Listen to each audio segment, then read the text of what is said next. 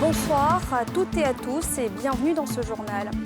C'est avec ferveur que les musulmans ont célébré hier la nuit du destin, une nuit célébrée à la mosquée de la Riviera Golf en présence du chef de l'État. À cette occasion, la jeunesse a été exhortée à la vertu de l'effort, vous le verrez. Direction Moussadougou, un village de 25 000 habitants dans le département de San Pedro. S'il bénéficie de quelques infrastructures de base, les populations déplorent un manque d'eau et d'électricité. Et puis un an après la relocalisation des ferrailleurs de la Case d'Abobo, comment se passe leur nouvelle vie sur le site de Hondotré? Vous allez voir qu'elle n'est pas si facile. Mais d'abord, cette page noire au lendemain de la nuit du destin, plus de 6 morts et plusieurs blessés. C'est le bilan provisoire d'un accident à Ndianoua sur l'autoroute du Nord, survenu ce mardi dans l'après-midi. Une collision entre un car de transport et un véhicule militaire. Les sapeurs-pompiers sur place ont évacué les blessés à l'hôpital Saint-Jean-Baptiste de Bodo. Les circonstances de l'accident n'ont toujours pas été élucidées. C'est la nuit la plus importante de l'islam. La nuit de la destinée a été célébrée à la mosquée de la Riviera Golf hier. Une cérémonie en présence du chef de l'État, Alassane Ouattara. À cette occasion, la jeunesse a été incitée à plus de travail et moins de gains faciles. Salifia Lekwe, Tanguy Kona. Grande mosquée de la Riviera Golf, lundi soir. Les fidèles musulmans étaient au rendez-vous à l'occasion de la traditionnelle nuit de cadre initiée par le COSIM, Conseil supérieur des imams des mosquées et des affaires islamiques. Parmi eux, le chef de l'État, Alassane Ouattara, qui était accompagné de nombreux collaborateurs. Des diplomates et patrons d'institutions étaient également de la partie. La place de la jeunesse dans la construction de la société était la thématique centrale de cette nuit. Dans sa communication, l'imam Abbas Touré de la grande mosquée de la Riviera Palmeraie a invité à cette tribune la jeunesse ivoirienne à se départir du gain facile. Depuis quelques années, notre société est confrontée à plusieurs fléaux sociaux qui minent dans notre jeunesse la débauche et la dépravation des mœurs, le suicide, l'amour du gain facile et l'incivisme. Vous conviendrez avec moi que si nous voulons construire une société émergente et équilibrée, il va falloir d'abord travailler à la construction d'une jeunesse responsable et consciente. À son tour, le Cheikh Aïmar Ousmane Diakité, président du COSIM, a indiqué que la thématique rentre dans le cadre de l'année de la jeunesse, décrétée par le chef de l'État ivoirien, exhortant les autorités étatiques à offrir plus d'occasions à la jeunesse. L'objectif du COSIM est d'appeler l'attention de l'ensemble de la communauté musulmane et partant de la communauté nationale tout entière face aux maux qui minent notre société et sur les défis qui sont les nôtres dans ce vaste chantier d'éducation et de valorisation de notre jeunesse, appelée à prendre toute sa part dans l'édification de cette Côte d'Ivoire nouvelle que nous appelons de tous nos vœux. Cette initiative a été saluée par le chef de l'État qui, par la voix de son conseiller en charge des cultes, a félicité le COSIM. Le président de la République voudrait enfin saluer le Cheikh Aïmar pour sa grande énergie consacrée à présider le Conseil supérieur des imams, des mosquées et des affaires islamiques et aux initiatives qu'il développe pour le bonheur de ses corréligionnaires. Et aussi à entretenir et à prendre des initiatives en direction des croyants des autres obédiences religieuses, un courant constant de dialogue dans un esprit de tolérance et d'entente cordiale. Cette nuit, selon les textes islamiques, équivaut à 1000 mois d'adoration et elle constitue également la base de la révélation du Coran. Débuté le jeudi 23 mars dernier, le jeûne musulman prendra fin jeudi ou vendredi prochain, selon l'observation du croissant lunaire.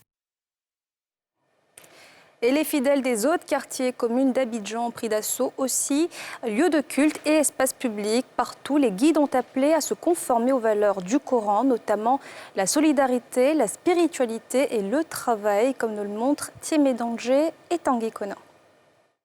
Mosquée d'Abobo Banco. Y sont réunis, autour du cheikh Mahamoud Sanogo, pour le méga-cadre 2023, les fidèles de la communauté Nouroul Yakim. Recueillement, invocations et supplications sont de la partie.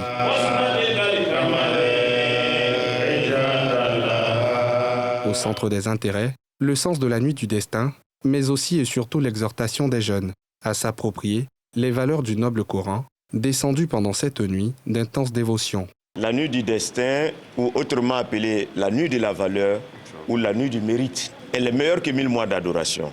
Et donc pour nous cette année, il s'agit de montrer la valeur même du Coran et la valeur même de cette nuit, où les actions sont maximalisées et interpeller la jeunesse musulmane à s'inspirer du Coran. Le prophète était le Coran en mouvement. Son comportement de chaque jour était le Coran. Donc nous demandons, n'est-ce pas, à cette jeunesse de retourner aux sources, de se référer au Coran et de parfaire leur comportement afin qu'ils soient utiles pour eux-mêmes et qu'ils soient utiles pour la nation. Cap sur le rond-point d'Abobogar, espace public du rassemblement des fidèles du cheikh Sogodogo. Aux côtés du guide, le maire de la commune. Même message pour les jeunes, dans le contexte de l'année de la jeunesse. Nous voulons saluer le cheikh qui a décidé de s'adresser à la jeunesse, de prodiguer des conseils aux jeunes à s'adonner au travail bien fait, à avoir un bon comportement, à penser à des projets, à se battre et à chercher à prendre leur place dans tout ce qui est en train d'être mis en place pour le développement socio-économique de la Côte d'Ivoire. Abidjan Centre, même ferveur spirituelle. À Adjamé-Williamsville, les cœurs sont plutôt à la prière. Enfants, jeunes ou encore personnes du troisième âge, tous se tiennent debout pour invoquer Allah.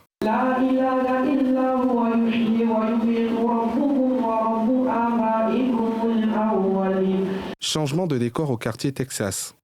Ici, sont mis en exergue les démunis, une initiative de l'ONG du guide de la communauté musulmane de Williamsville, Texas. Son message, l'éducation des enfants et la culture de la solidarité envers les démunis.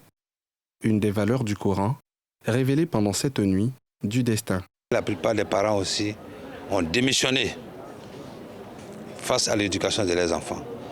Aujourd'hui, il y a des foyers, c'est les enfants même qui sont les maîtres. Les enfants sont devenus les papas et les papas sont devenus des enfants. Les filles sont devenues des mamans et les mamans sont devenues des filles. Il y a des pères qui ont peur de leurs fils, il y a des mères qui ont peur de leurs filles. Donc nous avons demandé aux parents d'assumer leurs responsabilités, car c'est en assumant leurs responsabilités que nous aurions les jeunes qui vont devenir des leaders et des élus de demain. Ils vont faire la fierté de leur religion et la fierté de leur nation. Dans d'autres mosquées et grandes artères de la capitale économique, comme à l'accoutumée, lors de la nuit du destin, célébrée principalement de la 26e à la 27e nuit du jeûne, mais à rechercher pendant la dernière décade du mois de Ramadan. Et alors que le jeûne musulman touche à sa fin, l'UNJCI a organisé sa traditionnelle rupture collective de jeûne, la 10e. Elle avait pour thème l'importance et la valeur de la nuit du destin. Le reportage d'Issa Koné et Fulgence Kissiedo. Maison de la presse. L'esprit de partage, de piété mais surtout de solidarité entre les journalistes étaient les maîtres mots de la rupture collective organisée par l'Union nationale des journalistes de Côte d'Ivoire en collaboration avec Kipux Afrique. L'UNCI a 3 piliers, à savoir la confraternité, la solidarité et la formation. Ici, nous sommes en pleine solidarité. Et donc, il est important pour nous vraiment de convier tout le monde à venir rompre le jeûne avec nos frères et sœurs musulmans, qui est important parce qu'il faut leur rappeler que cette période est une période de partage, de piété, de haute portée spirituelle.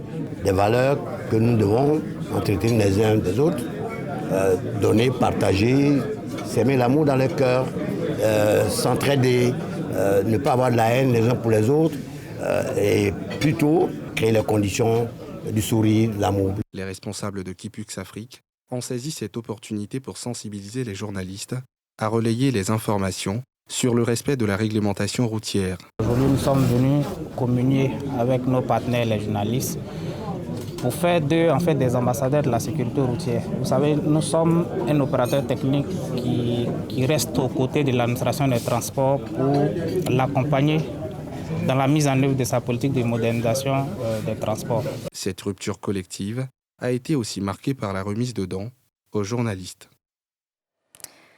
Et puis nous étions aussi à la rupture collective du jeune du Conseil supérieur des Majlis. Désormais réunis en association, il entend mener une campagne d'identification et de promotion des élèves qui ont appris le Coran par terre, encore appelé Dougouman Karan.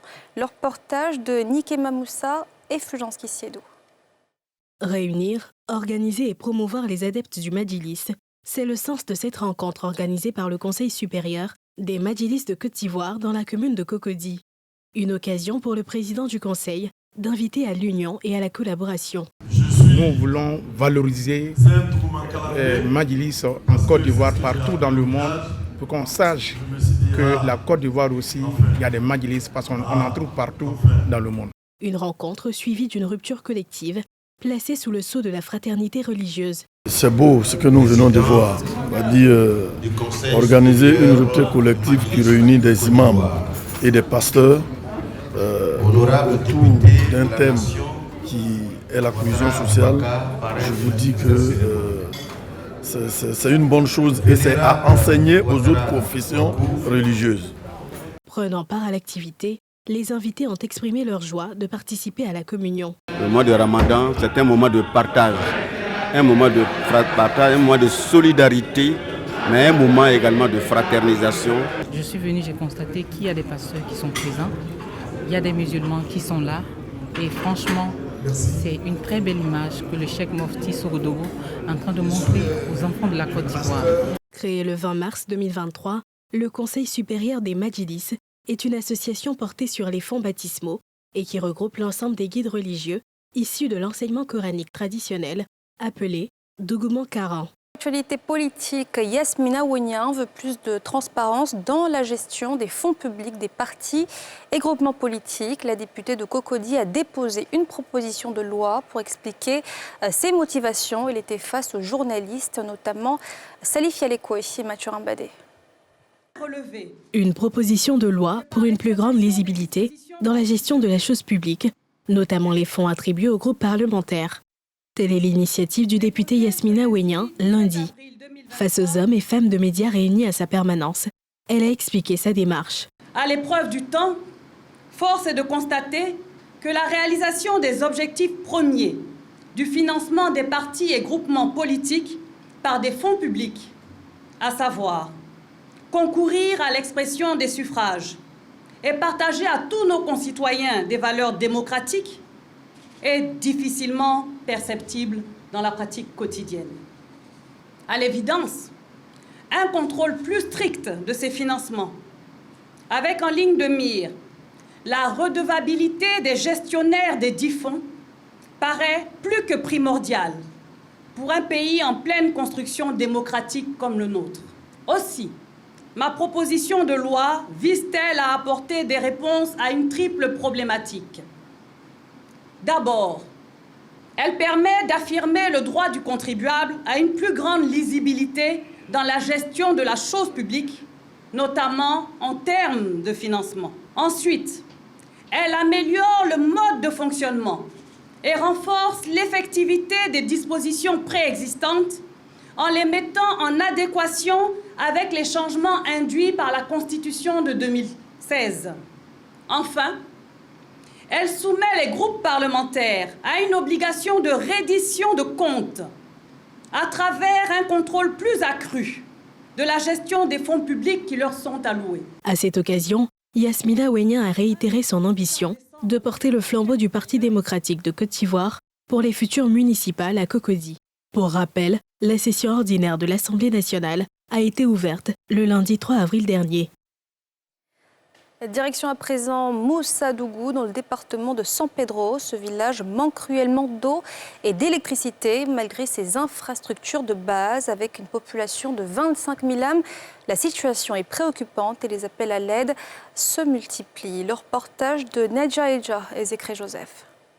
Moussadougou, village situé à 46 km de San Pedro, en provenance de Sassandra. Soumaïla est élève en classe de 3e dans l'un des collèges de cette localité.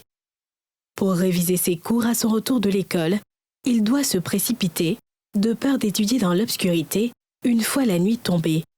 Depuis au primaire, ça fait plus de quelques années. Ça a duré, donc on n'a pas de lumière. On se débrouille les torches pour étudier. Souvent, la puce s'épuise. Quand ça s'épuise, on n'arrive pas à bosser, mais c'est difficile. Ça arrive plusieurs fois qu'il y avait des interros en classe et commencer à bosser, il n'a pas pu terminer. La puce est épuisée. Pour éviter ces conditions difficiles à ses enfants, Bakary Koné a fait installer des panneaux solaires. Là encore, pas toujours évident pour cet homme modeste. Ça nous fatigue. Ça fonctionne avec batterie. Batterie, là, il y a des batteries quand tu paies là. Si c'est trop duré là, 6 mois. Une fois que 6 mois est éteint, tu es obligé de chercher un autre. Il y a une année passée, on s'est déplacé ici même, jusqu'à Abidjan, pour aller dans le Côte d'Ivoire Énergie. Ces alternatives à l'électricité, c'est l'option choisie par le dispensaire du village pour s'alimenter et prendre soin des malades. Un groupe électrogène y a été installé, mais depuis quelque temps, il est non fonctionnel et impose l'administration de soins dans des conditions difficiles. Quand nous rentrons dans la saison pluvieuse, il n'y a plus de soleil, donc ce que j'entends qu'il n'y a plus de lumière. Donc on est obligé d'allumer, quelqu'un peut attraper le portable et puis il torche. Nous sommes obligés de travailler sous la lumière de ces portables. Là où nous gardons des médicaments. Alors, ces médicaments doivent être dans des conditions normales. Voilà, avoir peut-être la climatisation, il faut que le bureau soit aéré. Voilà. Donc on n'a pas tous ces commodités-là. Au problème d'électricité s'ajoute celui de l'adduction en eau potable. Une vraie galère pour les femmes du village. Chaque matin, il faut te lever souvent à 4 h du matin pour aller chercher de l'eau. On puise de l'eau dans les puits. Actuellement, les puits sont secs maintenant. On ne gagne même pas l'eau. L'eau qu'on prend pour mettre dans les cuvettes, quand tu vois c'est blanc, c'est gâté, mais c'est même pas bon. Face à l'absence de ces ressources de première nécessité, le chef du village appelle à l'implication des autorités compétentes pour une solution. Le souhait aujourd'hui est que vraiment le gouvernement, M. Hassan Dramane Ouattara, qu'il essaie de tout faire pour qu'on puisse avoir vraiment l'électricité au niveau du village. Là, quand c'est comme ça, il n'y a pas de problème. Donc je demande beaucoup pardon au président pour qu'il essaie de voir ça. On a beaucoup de difficultés vraiment sur l'affaire de l'électrification.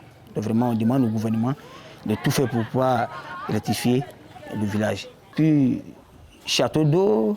Le village de Moussadougou compte 25 000 habitants et 19 communautés. Un chiffre largement au-dessus des 500 habitants minimum requis pour l'électrification d'une localité, comme le veut le programme national d'électrification rurale. Enfin, il y a un an, les ferrailleurs de la Case d'Abobo ont vu leur vie chamboulée suite à leur relocalisation sur le site de Oundotré. Comment se passe leur nouvelle vie à cet endroit? Le reportage d'Issa Koné, Nikema Moussa et Zécré Joseph. Abobo, la nouvelle case de Oundotré. Construit sur une superficie de 15 hectares, ferrailleurs et garagistes d'Adjamé Makassi et d'Abobo Anador partagent ce site aménagé par l'État depuis 2015. Amadou Silla, ferrailleur, y est installé depuis sa délocalisation suite à un déguerpissement à Adjamé Makassi. Après le recensement, nous étions plus de 3338 personnes. Nous-mêmes, nous avons engagé nos promoteurs pour construire nos bosses. Actuellement où nous sommes, à peu près 2000 magasins sortis de terre. La deuxième vague de ferrailleurs sommés de rejoindre le nouveau site en 2022 sont ceux d'Abobo Anador au nombre de 20 000 installés sur près de 40 hectares. Parmi eux, Silla Siaka, qui peine à évacuer ses marchandises. Et pour l'heure, ce pousse-pousse est sa seule option. Vous voyez que moi je pousse bourrette, malgré ce grand magasin-là, je me suis assis et réfléchi. Bon, je suis déjà en 2-3 ici. C'est vrai, les conditions ne sont pas trop réunies, mais c'est le développement du pays que ça demande.